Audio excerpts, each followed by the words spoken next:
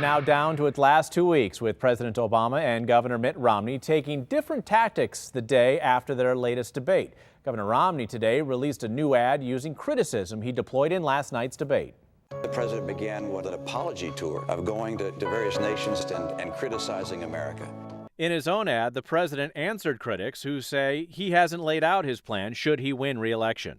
Here's my plan for the next 4 years. Making education and training a national priority. Building on our manufacturing boom. Boosting American-made energy. Reducing the deficits responsibly by cutting where we can and asking the wealthy to pay a little more. While neither candidate mentioned the fiscal cliff in last night's debate, they did talk a little about the automatic spending cuts piece of the fiscal cliff. And I will not cut our military budget by $1 trillion, which is the combination of the budget cuts that the president has, as well as the sequestration cuts. That, in my view, is making our future less certain and less secure. Bob, I just need to comment on this. First of all, the sequester is not something that I proposed. It's something that Congress has proposed. It will not happen. The budget that we're talking about is not reducing our military spending. It's maintaining it.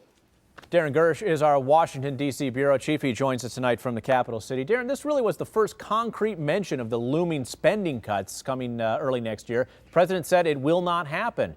How significant is it the day after? Well, I have to tell you, the defense industry was really excited about this. The CEO of the Aerospace Industry Association had a conference call with the reporters and said she leapt out of her chair with joy when she heard this news. So they're very excited about it.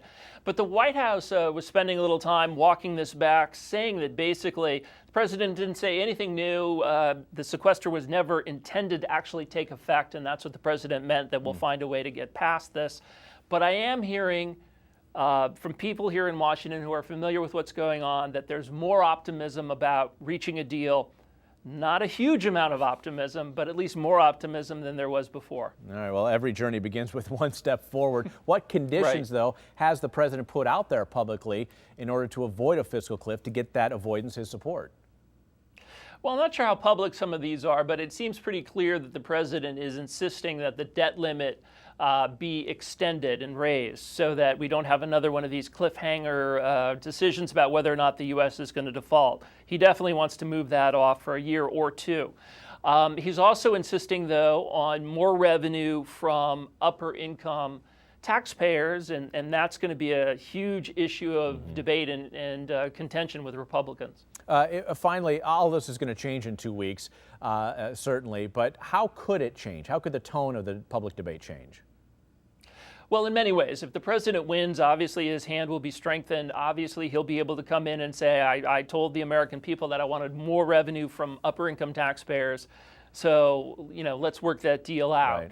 Right. But I'm also hearing that even if the president loses, there might be a chance to get an agreement in this lame duck session after the election, because the president might want to tie up some loose ends, this might be his last chance to make a fairly substantial deal on the deficit. Part of the legacy question, certainly. Darren Gersh with us tonight in Washington, D.C.